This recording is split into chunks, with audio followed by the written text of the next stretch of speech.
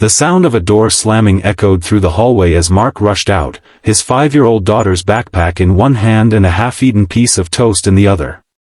"Emma, honey, we're going to be late again," he called, his voice tinged with the familiar morning stress that had become his daily companion since becoming a single father.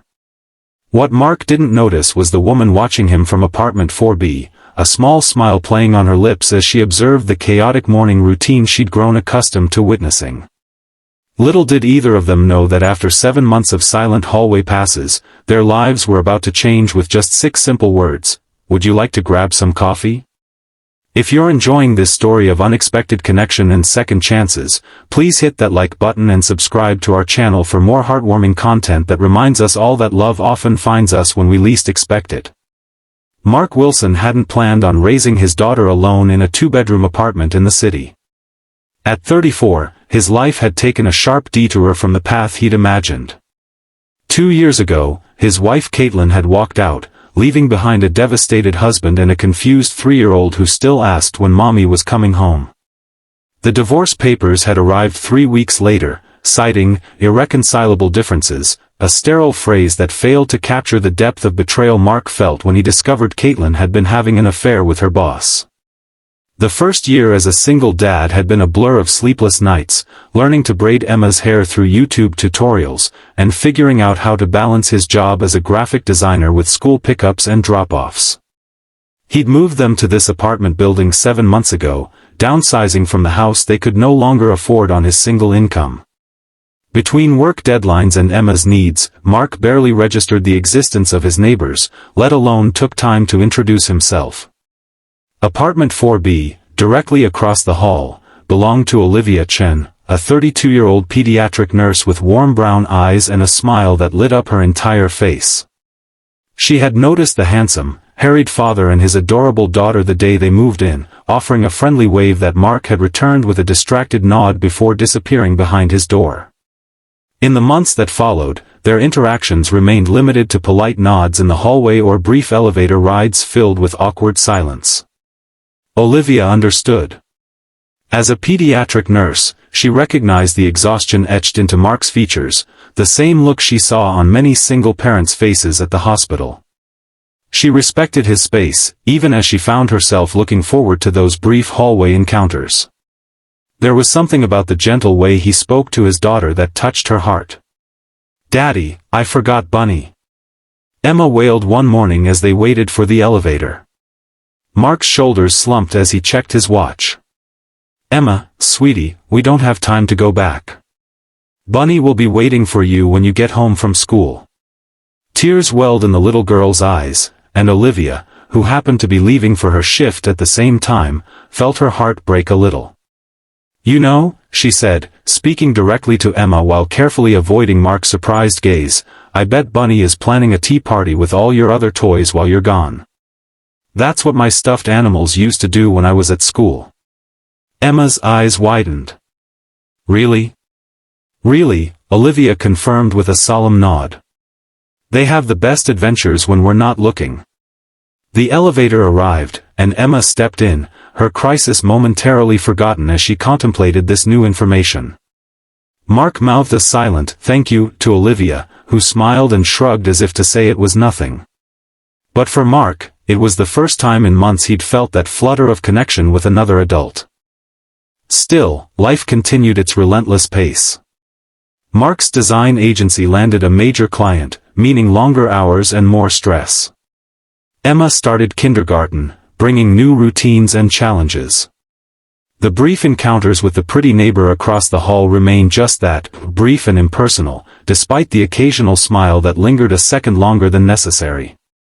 Olivia, meanwhile, had her own complications. Her grandmother in San Francisco had fallen ill, requiring several extended visits. Between her demanding shifts at the children's hospital and family obligations, she barely had time to notice the attractive single dad anymore, or so she told herself. In reality, she found herself wondering about him during quiet moments, curious about his story and why he seemed so determined to keep to himself. The turning point came on a rainy Saturday in October, 7 months after Mark and Emma had moved in. Olivia was returning from grocery shopping, struggling with several bags while trying to unlock her door, when Emma's voice called out from the open doorway across the hall. "Daddy says we should help neighbors." Before Olivia could respond, Emma had darted across the hallway, her small face serious with purpose as she reached for one of the lighter bags. "Emma." Mark appeared in his doorway, looking mortified. "I'm so sorry," he said to Olivia. "Emma, you can't just—" "It's okay," Olivia laughed, surrendering a bag of apples to the determined 5-year-old. "I appreciate the help." Mark hesitated before crossing the hall to take the heaviest bags from Olivia's arms. Their fingers brushed, and for a moment, neither moved. Up close, Olivia noticed the flecks of gold in Mark's hazel eyes, while he found himself captivated by the dimple that appeared in her left cheek when she smiled. "We're making cookies," Emma announced proudly as she carefully carried the apples into Olivia's apartment. "Daddy says baking is science you can eat." "Is that so?" Olivia raised an eyebrow at Mark, who looked embarrassed. "I may have been trying to make our weekend baking sessions educational," he admitted. "Smart," Olivia said, setting her bags on the counter.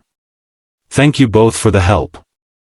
An awkward silence fell as Mark realized he was standing in his neighbor's apartment for the first time. The space was warm and inviting, with colorful throw pillows and framed photographs of what appeared to be Olivia with her family. "We should let you get back to your baking," Olivia said finally. "You could come," Emma suggested immediately. "We have lots of dough." Mark opened his mouth, likely to decline on Olivia's behalf, but something made him pause. Maybe it was the way Emma looked so hopeful, or perhaps it was the realization that he'd spent 7 months avoiding connections that might actually make their lives richer. "That is, if you're not busy," he added, surprising himself. Olivia hesitated only briefly before nodding. "I'd love to. Just let me put these groceries away." That afternoon marked the beginning of a friendship. As they rolled cookie dough and laughed at Emma's enthusiastic but messy decorating techniques, Mark found himself relaxing for the first time in years. Olivia was easy to talk to, asking questions about his work in Emma's school without prying into the more painful aspects of his past. Over the following weeks, their interactions became more frequent. Olivia would bring over extra muffins she'd baked, claiming she could never eat them all. Mark would help her carry laundry downstairs when they happened to be heading that way at the same time. They developed a comfortable rhythm, neighbors becoming friends, though both carefully maintained certain boundaries. For Mark, those boundaries were essential. The last thing he needed was to complicate Emma's life with a relationship that might not last. He'd seen how his daughter had struggled with her mother's absence. He couldn't risk introducing another female figure who might disappear. So he kept things friendly but distant, ignoring the way his heart rate increased whenever Olivia appeared. Olivia respected Mark's caution. She could see the protective wall he'd built around himself and his daughter, and she understood it. Still, she couldn't deny the growing feeling she harbored for both Mark and Emma. The little girl had stolen her heart with her gap-toothed smile and endless questions about Olivia's job helping sick children. And Mark, well, Olivia found herself thinking about him at the most unexpected moments. The situation might have continued in this holding pattern indefinitely if not for Emma's kindergarten Thanksgiving pageant. Mark had been dreading the event, knowing he would be surrounded by complete families, mothers and fathers sitting together, grandparents beaming proudly. He'd considered asking his mother to drive up from Virginia but decided against it. He needed to get used to attending these events alone. What he hadn't expected was to see Olivia in the school auditorium, scanning the crowd with a nervous expression. "Olivia," he called, making his way toward her. "What are you doing here?" She turned, relief washing over her face. "Oh, thank goodness. I was afraid I wouldn't find you in this crowd." She hesitated. "Emma came to my door this morning while you were on the phone. She asked if I would come to her play because she's a turkey and turkeys need an audience." Olivia bit her lip. "I should have checked with you first. I can leave if it's inappropriate." No, Mark said quickly, surprising himself with the vehemence in his voice. No, please stay. Emma will be thrilled. He paused, then added more softly, and so am I. They sat together, their shoulders occasionally brushing as they shifted in the uncomfortable school chairs. When Emma appeared on stage in her brown construction paper feathers, they both cheered perhaps a bit too loudly, causing Emma to break character momentarily with a delighted wave. Afterward, as Emma proudly showed Olivia her classroom and introduced her to her teacher as, "my friend who lives across from us and makes the best hot chocolate," Mark watched with a strange tightness in his chest. For the first time since Caitlin left, he allowed himself to imagine a different kind of future, one where he wasn't facing everything alone. The realization terrified him. That night, after Emma was asleep, Mark paced his living room, wrestling with his thoughts. Opening his heart again meant risking pain, not just for himself, but for Emma. What if things didn't work out? What if Olivia decided she didn't want the complication of a ready-made family? The stakes felt impossibly high. So Mark did what felt safest: he retreated. Over the next 2 weeks, he made sure to leave earlier in the mornings and return later in the evenings, minimizing the chance of running into Olivia. When they did cross paths, he kept conversations brief and impersonal, ignoring the hurt and confusion in her eyes. Emma, perceptive as children often are, noticed the change. "Why don't we see Olivia anymore?" she asked one evening as Mark tucked her into bed. "Is she mad at us?" "No, sweetheart," Mark sighed, smoothing her hair. "Olivia's just very busy with her job helping sick kids." "But you look sad when I ask about her," Emma persisted. "And you're always checking the peephole before we go outside." Mark winced, not realizing his daughter had noticed his avoidance tactics. "It's complicated, Em. Grown-ups always say that when they don't want to explain," Emma muttered, hugging her stuffed bunny closer. The truth was, Mark missed Olivia more than he wanted to admit. He missed her laugh, the way she always seemed to know exactly what to say to calm Emma's occasional tantrums, the comfortable silence they could share while watching Emma play. But fear kept him locked in his self-imposed isolation. December arrived, bringing with it a heavy snowfall that paralyzed the city. Schools closed, and Mark found himself working from home while trying to entertain a cabin-fevered 5-year-old. By the 3rd day of snowbound confinement, both father and daughter were going stir-crazy. "Can we build a snowman?" Emma begged, pressing her nose against the window. "Please, Daddy. The snow is perfect." Unable to resist her pleading eyes, Mark bundled them both up and headed to the small courtyard behind their apartment building. The snow was indeed perfect, wet enough to pack but not too heavy. They rolled increasingly larger snowballs, laughing as they worked. Mark was lifting the middle section onto the base when he heard a familiar voice. "That's going to be the biggest snowman in the city." He turned to find Olivia standing a few feet away, wrapped in a red coat with snowflakes catching in her dark hair.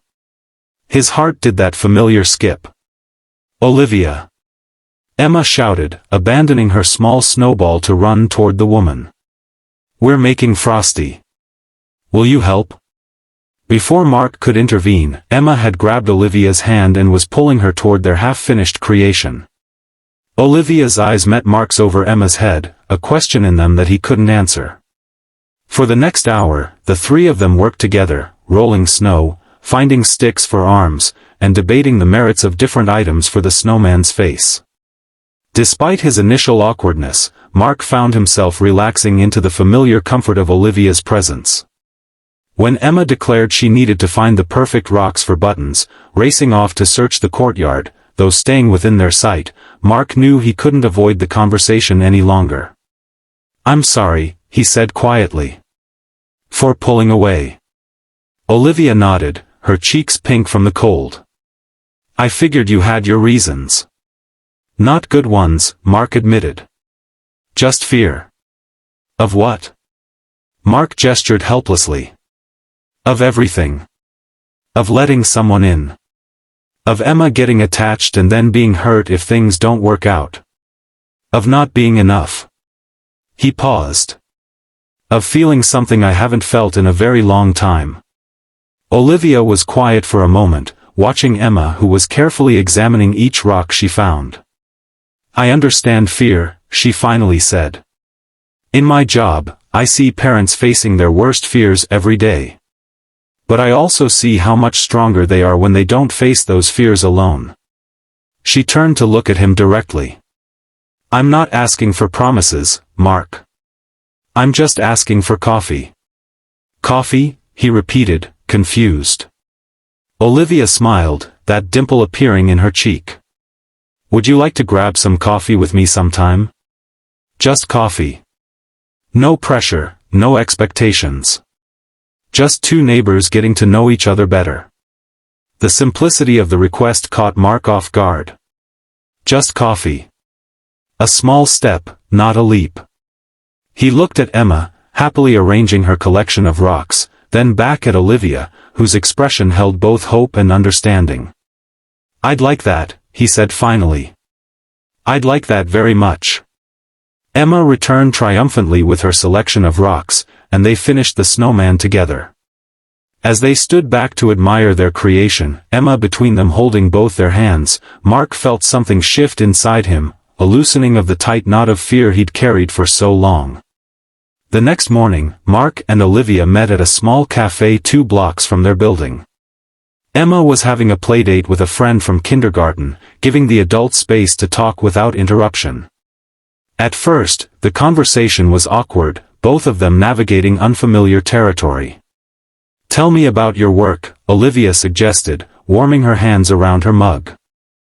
Mark described his graphic design projects, the clients he enjoyed and those who drove him crazy with endless revisions.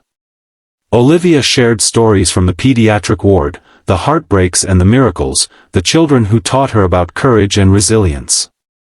How did you end up as a single dad? She asked eventually, her voice gentle. If you don't mind me asking. Mark took a deep breath and told her about Caitlin, about the betrayal and the aftermath. He explained how Emma still occasionally asked about her mother, who had moved across the country with her new husband and rarely called. That must be incredibly difficult, Olivia said, reaching across the table to touch his hand briefly. It was, Mark acknowledged. Still is, sometimes. But Emma and we've found our rhythm. We're okay. He paused. What about you? Have you ever been married? Olivia shook her head. Engaged once, in nursing school. It didn't work out. She smiled ruefully. He decided my schedule was too unpredictable, my commitment to my patients too intense. Said he felt like he was competing with sick children for my attention. His loss, Mark said without thinking. Their eyes met, and something passed between them, recognition, perhaps, of shared experiences and understanding. The conversation flowed more easily after that, hours passing as they discovered common interests and differences that intrigued rather than divided. When they finally left the cafe, walking slowly back toward their building through the snow-covered streets, Mark felt lighter than he had in years. At their apartment doors, they paused, neither quite ready to end the morning. Thank you, Mark said simply. For not giving up on me. For asking me out for coffee. Thank you for saying yes, Olivia replied. She hesitated, then added, I like Emma very much, you know. But I like her dad too. Just so we're clear. Mark smiled, feeling a warmth that had nothing to do with the coffee they'd consumed. I like you too. Both as Emma's friend and, as mine. Good, Olivia said decisively. Because I was thinking we could take Emma ice skating next weekend. The rink downtown just opened for the season. Mark felt his smile widen. She'd love that. And so would I. As Olivia disappeared into her apartment with a final wave, Mark stood in the hallway for a moment longer. 7 months of nodding politely and keeping his distance, 7 months of building walls to protect his wounded heart, and all it had taken to begin breaking those walls down was a simple invitation for coffee. Later that evening, as he tucked Emma into bed, she looked up at him with serious eyes. "Daddy, did you have fun with Olivia today?" "I did," he admitted. "How was your playdate with Zoe?" "Good," Emma said, clutching Bunny close. "Daddy? Is Olivia going to be your friend now? Like, a real friend?" Mark sat on the edge of her bed, considering how to answer. "I think so, sweetheart. Would that be okay with you?" Emma nodded emphatically. "She makes you smile the real smile. Not the pretend one." "The pretend one?" Mark asked, surprised.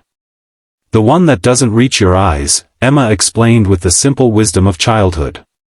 "You do it a lot, but not with Olivia." Mark felt his throat tighten with emotion. "When did you get so smart?" "I'm 5 3/4, Emma reminded him solemnly. "That's almost grown up." He laughed, leaning down to kiss her forehead. "Not quite, but you're definitely the wisest 5 3/4-year-old I know." As winter melted into spring, Mark, Emma, and Olivia fell into a comfortable rhythm together. Weekend outings to the park, movie nights with Emma falling asleep between them on the couch, quiet conversations after Emma's bedtime, each moment building a foundation of trust and affection. Mark still had moments of doubt and fear, but they grew less frequent as he allowed himself to embrace the possibility of happiness again. Olivia, patient and understanding, never pushed for more than he was ready to give, content to let their relationship evolve naturally.